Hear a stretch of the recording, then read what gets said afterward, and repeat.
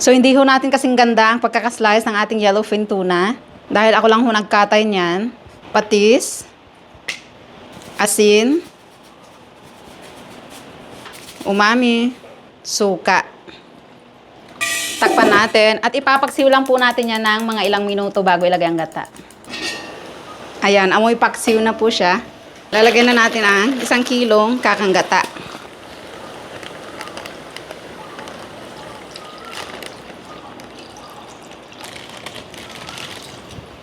Nagtira ako ng kaunti dahil mamaya ipapaibabaw natin yan kapag ito ay nagmamantika na at lutong-luto na.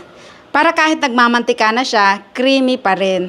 Takpan natin at hinaan na yung apoy, lutuin hanggang nagmamantika.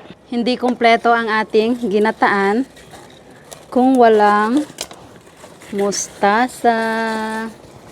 Laki oh.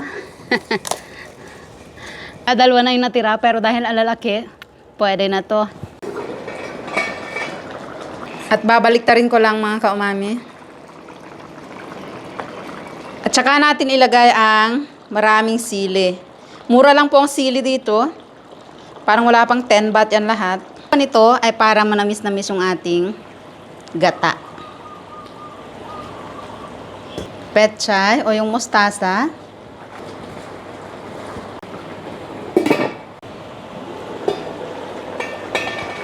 Sili. At luto na!